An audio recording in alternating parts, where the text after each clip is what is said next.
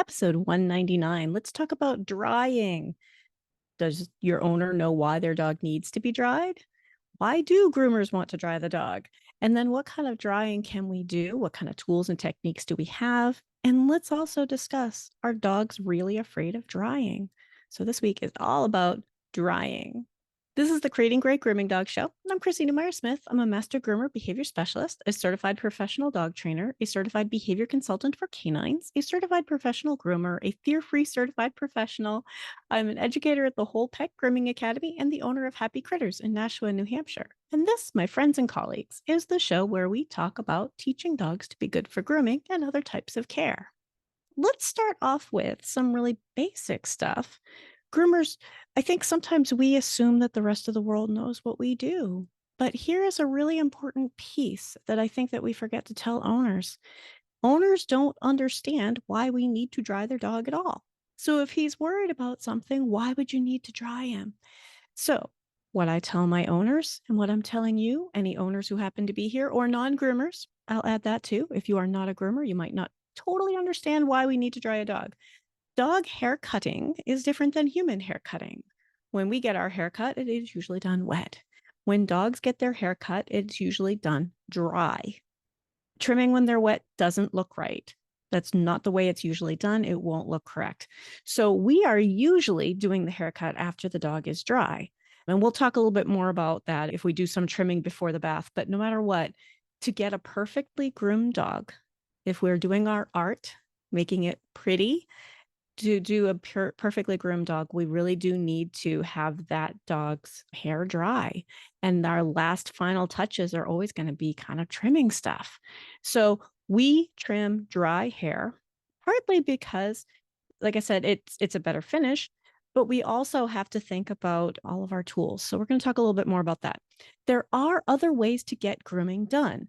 If you, as an owner, or as another pet professional, know that a dog has particular difficulty with having their head dried or the dryer in general, whatever that may be. We'll talk more about the kind of things that a dog could be afraid of. If you know that there is going to be difficulty, it's up to you to talk to your groomer and to let them know. Tell us. We need to know because we can find other ways to get the grooming done. We have some other options available to us, and that's going to be owner discussion. That's going to be discussing with owners the expectations and what things are going to look like if we have to make some modifications. But that is something we're able to do. That's something that your professional groomer should be able to offer you. But if you don't tell us, we're going to go ahead and do our normal day-to-day routine, which is to dry the dog or to expect to be able to dry the dog. And then we end up with a wet dog who can't handle a dryer, and we can't really do a great trim on wet hair. So again, it's different than cutting human hair. We definitely need to have the hair dry. There are lots of ways around it. This is just in a perfect world. Okay. And if you don't tell a groomer that your dog has difficulty, they're probably going to plan for the dog who's fine. I prefer to expect them to have difficulty. I expect a pet to have difficulty, even if they've been groomed before. If it's their first time being groomed with me, I have different tools, different techniques. I'm a different person. So I expect them to have some difficulty, and I prepare my owners for the idea that their dog might not be really good for this. This is just the way I like to do things. This is what I encourage all of you as listeners to do. Assume that they'll have difficulty and be pleasantly surprised if they don't. Woohoo, yay. Look at you. You did great. Okay. But let's talk a little bit about why groomers want to dry. So we want to work on clean dogs. So when we want to dry a dog, we want to be able to do the bath first and work on clean dogs. And there are a couple of reasons for that. So if we are trimming dry hair, as I already established, dog hair cutting is usually done on clean hair. If we want to do the trim after the bath, we want to work on clean hair and we want to work on dry hair. There are a couple of reasons. As a groomer, we also have to think about our health. Now, you might not be thinking much about health, but when you are around lots and lots of dog hair, all of the gunk that's in the dog's coat, we don't want to be breathing it in. We don't want it in our lungs. We don't want it all over our skin. Hair splinters are a real thing. So even though the hair might be clean and dried and we trim it and it might get under our skin, hair splinters, I know. I'd rather have clean hair making hair splinters than dirty hair making hair splinters. I think every groomer out there has had a couple of pretty good infections from that, skin infections from that. Groomer's lung is a very real thing. We should be wearing masks when we're grooming and when hair is flying around when we're drying.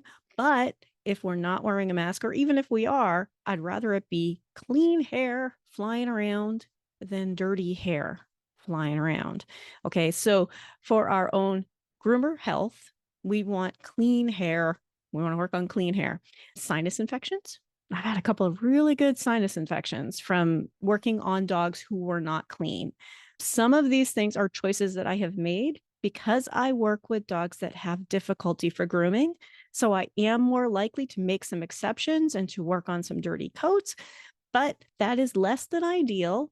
And there are some extra precautions I need to take so that I don't end up with a sinus infection or eye problems. That's another example. The fur's flying around. I'd rather it be clean fur than dirty fur. So groomers want a dry dog to work on, and they want that dog to be clean for their own health and actually for the health of everybody else. You might be thinking, well, I mean, I sleep with my dog. He's pretty clean, but we get down all the way down to the skin. I mean, we're getting stuff off that you guys don't touch. So it really is an important part. We can work around it if we need to, but most of the time, your groomer wants to wash this dog, dry this dog, do trimming on a dry dog. And that's our process. So to understand that that's part of what we do, and there are reasons. Now, another reason why we want to work on clean dogs is because the dirt acts like glue. It just gunks everything up.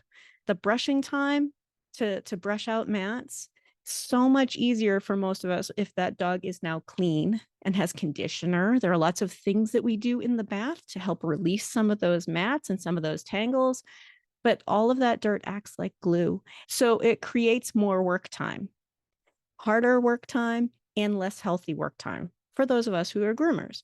And I'm going to say, I think a lot of non groomers always think like this is the one exception, like, but just make an exception for him. And I am willing to make exceptions for dogs, but I don't think that the average non groomer out there knows just how many behavior cases we are all seeing.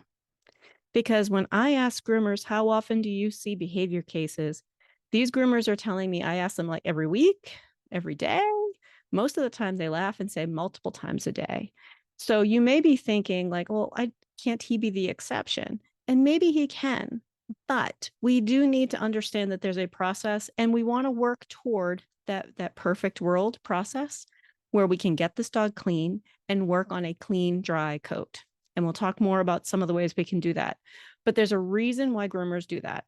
So if we can figure out a way to get that dog clean, get that dog dry, and maybe we work on that dog's dry coat the next day. Maybe that dog air dries. But we have some options, but to know that there is a reason, because I hear lots of myths out there. And let me tell you, this is a myth. Oh, dogs just hate that being dry, that loud noise, their sensitive ears. That has not been my experience. Okay. There's a lot more to why a drying might be scary, but so many dogs learn to be fine for it. So let's not just decide like, oh, we'll just make sure he never has to work with a dryer. Another reason why groomers want to work on a dry dog, a clean, dry dog, is that the trim looks better. If you want really pretty trims, this is what we need to do to make those trims look really nice. And that is the art that we like to do. But we can sacrifice that art to help an animal feel safe and to help them feel like this is going to be okay. So there are some things that we can do. We can modify, but just know there are some reasons. Now, another reason, more reasons why groomers want to work on clean, dry dogs is because dirty dogs and wet dogs destroy our equipment. Our equipment is so expensive and just getting more and more expensive every day. It's not uncommon for your groomer to spend $400 or more on a pair of clippers. Yeah. And burning out a motor on a pair of clippers because you're running it through dirty dogs. is not really fun. All of those clipper blades, multiple blades. I don't want to run my blades through dirt. We know that dirty dogs are going to destroy our equipment. Maybe it's just sharpening, that things will need to be sharpened. But also, as it dulls, as we're going through, like let's say it's a large dog and we're doing some shaving, we're trimming up all of this dirty coat, and that blade starts to get dull, and we pull out another one, and that blade starts to get dull, and we pull out another one. There are only so many blades that we all have. And keep in mind, this dog is not an exception to the rule. We all see many dogs with behavior issues. So grooming dirty dogs kills our equipment. Now, like I said, we've got a couple of different things that we can do, and we'll talk about those in the next part. But just know that there's a reason why we want your dog to be dry when we work on them, and that we can find some other ways around it, but we might still want your dog to be clean and dry for us to be able to work on them. So we'll talk about that more in the next part. I'm glad you're here enjoying the free stuff. If you're wondering, does Chrissy go into any more detail? Yeah, I do. I do that in the Master Groomer Behavior Specialist program, which is about 9 months to complete. We meet every week, and we have modules online followed by live recordings. And then at the end, you're doing all sorts of the techie stuff that really doesn't fit into this podcast. So if you are interested, the next round of Master Groomer Behavior Specialists starts on Monday, July 6th, and that round will meet at 7 p.m. Eastern every week on Mondays. So that's Monday, July 6th. If you want to know more, wholepetnh.com and look for the Master Groomer Behavior Specialist program, or you can go to creatinggreatgroomingdogs.com and take a look around there too. Let's talk about drying. There are two ways that we can dry dogs. One type of drying is mechanical means, and the other is evaporative means. Okay, so one is actually physically removing the water. The other is when we're using air, airflow, and temperature to remove water. Toweling is mechanical. Squeezing them out is mechanical. Air drying, after we maybe squeeze them out, towel dry, and let them air dry. That could be something that we can do. As I said, we can modify sessions. What if we dry one day and then we do the trim the next day? So bath, send them home, toweled off as best we can, let them air dry, and then do trimming the next day. Now, part of the problem with that owners need to understand and trainers need to understand, that trim is going to look a little bit weird because some of that hair is going to like dry in cowlicks. It's not going to dry nice and straight and fluffy. It's not going to have a good blowout or a fluff dry like we normally would have to do any sort of real trimming. It's going to dry up curly. It's going to dry up kind of with cowlicks. It's not going to be a pretty trim. But this is one way that we can help with the skincare and maintenance of your pet when we are having issues with the dryer and the drying process. So it is something that we can do. But let's talk about some of our other tools and techniques. So let's talk about the high velocity dryer, the HV dryer. I think non-groomers don't understand why we use this tool. I think everybody thinks that this sound is so loud and why would we do that? It's the one that looks almost like a shop vac. The reason why we use the high velocity dryer is because it is really the fastest way to get a dog dry. And you might think that drying is scary, so we want to use other tools. But what if it's not the drying that's scary? What if it's the amount of time that we're doing with a dog that dog is having difficulty with? Then the amount of time can be decreased by using a tool that does it faster. So let's not just throw that out. Let's continue to use our high velocity dryer, but it is loud. But like I said, it is the fastest way to get a dog dry. Now, I also want to mention here, if you have a dog who is shedding, it is the most effective way to get that shedding coat out in huge amounts, super fast. There'll still be brushing, but getting in there with the dryer to de-shed, it just comes right out. So the high velocity dryer is our go-to tool. If we know that your dog has difficulty with a high velocity dryer, there are some things that we can do. But I'm going to say right here, right now, I'm still going to encourage you and your groomer and anybody else to work on teaching that dog to be comfortable with the high velocity dryer. Okay. It's just going to save a whole lot of time over their lifetime. It is not nearly as traumatic as people think it is, in my experience. And we'll talk more about is drying scary.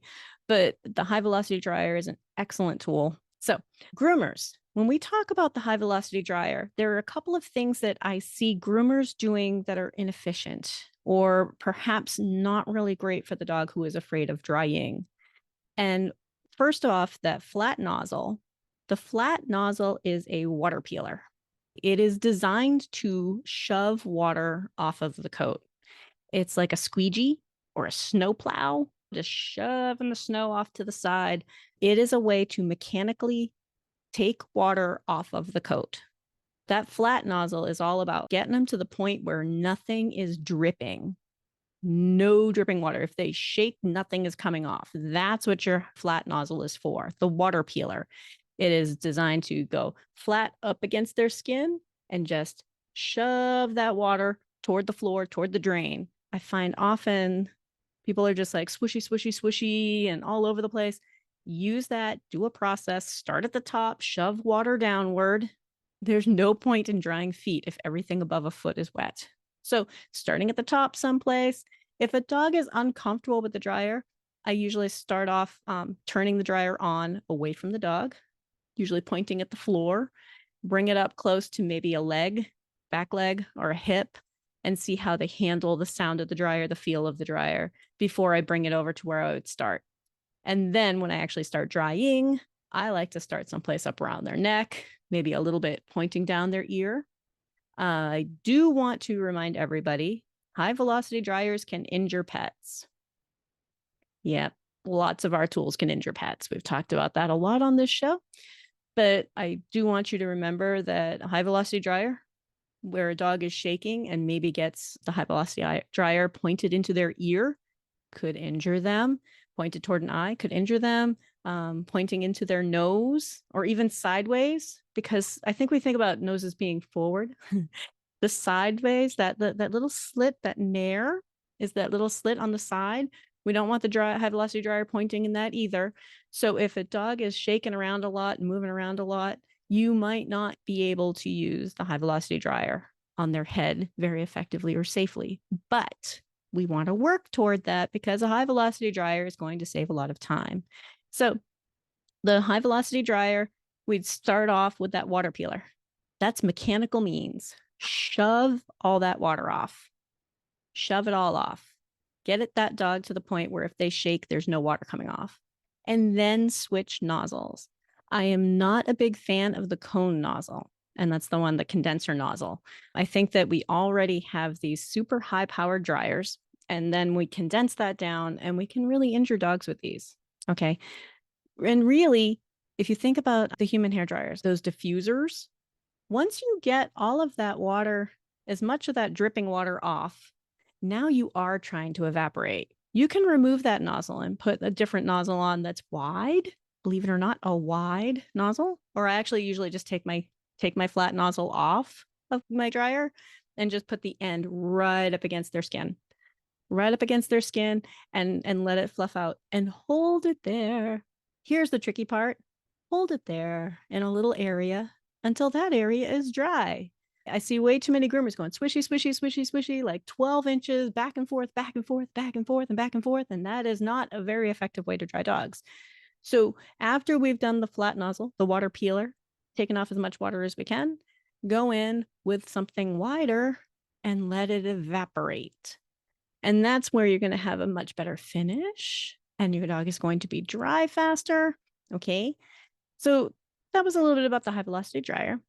What else do we have available to us for the pet that has difficulty?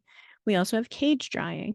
Now, cage drying has been kind of vilified, but there is still times where cage drying might be the best choice for an individual dog. Our goal is to make it as safe as possible. If you have a dog in a crate with a dryer pointing at them, there absolutely has to be somebody there monitoring that. And not like a dog behind a towel where you can't see them, not just in the room, but somebody watching, somebody actually watching and making sure that that dog is still safe, that dog's not panting, that dog's not overheating. And to do that with a dryer at a very low setting, if there's a warmth setting, most of our cage dryers today have temperature controls that don't allow them to get hot. They only get warm, and a timer.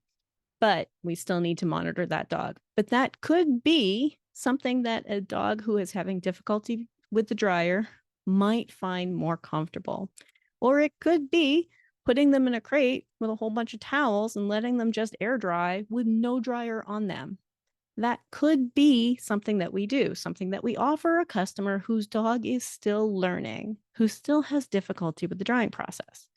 Now, another tool that we have is we have stand dryers and we have fluff drying. So stand dryers usually have warm or hot. They're on a stand, obviously stand dryers. They're usually on wheels, and you lift that stand dryer so that it's blowing on the area that you're brushing. And it's a brushing and a drying process. Warmth and air evaporate water. So you would still want to do that on a dog who is moist, not soaking wet, and to use the stand dryer and brush through and dry. It is really, really pretty finish that way. But I don't happen to own a stand dryer. That's a house call groomer. That's a bit much to drive to somebody's house with a stand dryer. But it's a very, very good tool. They tend to be quieter. And because your hands are on the dog and your hands are right there where the air is going, for a lot of our dogs, it's easier for them. So stand dryers, fluff drying might be something that an individual dog finds easier. It does take longer than the high velocity dryer. Now, another tool that we can use if we are drying a dog who is really having some difficulty, I really like my dryer brush. Those little tiny handheld brushes that have a dryer attached to them. It's like, I don't know, $35 or something. They always show pictures of a dog who is soaking wet, like a golden retriever or something who's soaking wet, and then the dryer brush. That would take you a week. That is not what that tool is for.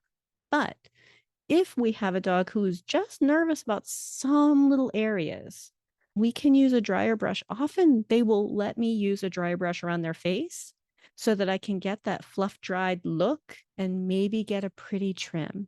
So a dryer brush and the handheld, a regular human dryer could be something that we do to spot dry little areas and to help that little area look really pretty.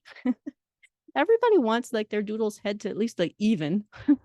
And that's part of how we do it. It is very difficult to get an even trim on a dog who has been dried unevenly. So these are some of the tools that we have. Dryer brushes and the handheld dryers. Many dogs are fine for those. So we have some other options. They're just for like little tiny touch-ups, but they are available to us if we want to help an animal feel safer while they learn. Now, let's talk a little bit about, is it really the dryer that's so scary? Because I think we make some assumptions. I think that we assume that it's the sound of the dryer. And that could be the case. How do we figure that out? So if I have a whole bunch of dogs in the room and I'm working on a particular pet and I turn on the dryer, the dog who is afraid of the sound of the dryer responds when they hear the dryer start up in the room, whether it involves them or not. And that is not usually the case. Most of these dogs are not yet worried about that dryer. It's not on them. It's not interacting with them. They're on the other side of the room, like, whatever, watching us turn on a dryer. Okay. So I suspect that it's not simply the sound of the dryer. There are dogs who are afraid of the sound of the dryer. As soon as you turn on a dryer, they give the same kind of response that they might if they were at home and you turn on a vacuum cleaner.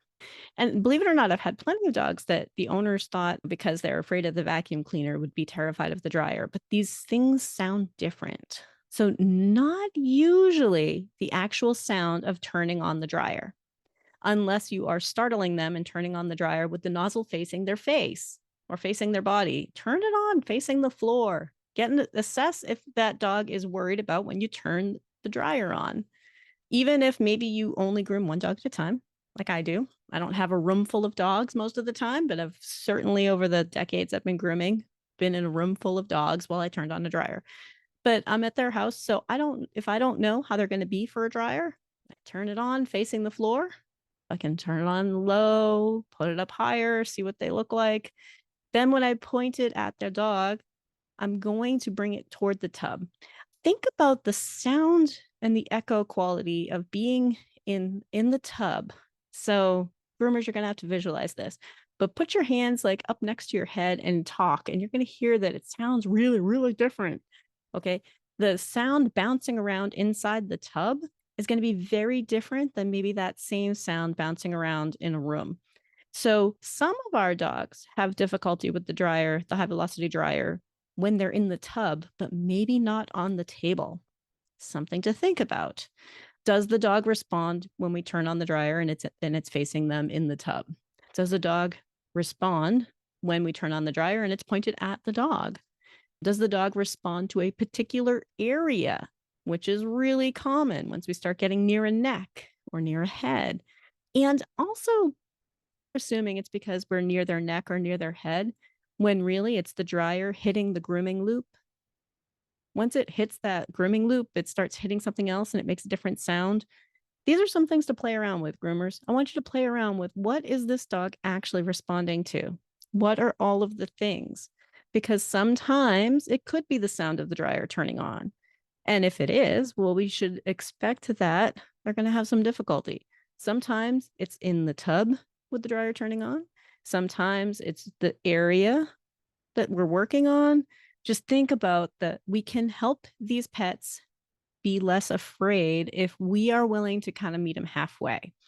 So, owners, there are reasons why your groomer wants to work on clean dogs, and there are reasons why your groomer wants to work on dry dogs.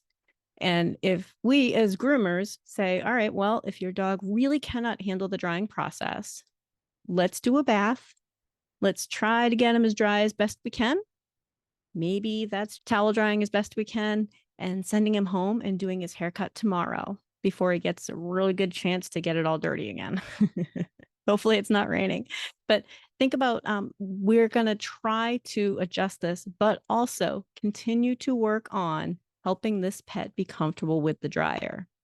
And I think that's really important. I'm really not a big fan of, oh, well, he didn't like it, let's never do that again. If this pet lives to be 15, this pet will have grooming needs their entire life. And you might think, oh, I'll just let him air dry. But you know what? Sometimes our senior dogs, that's not safe for them. Some of our senior dogs really do need to be dried because it's too cold. So be thinking about the different reasons why a dog might not like drying and the options we have to try to help them feel better about it. So if you're enjoying the show, please remember to tell somebody else. Tell a groomer, tell an owner, tell another pet professional. You can also find the show at creatinggreatgroomingdogs.com, at YouTube, and anywhere you listen to podcasts. Have a great week.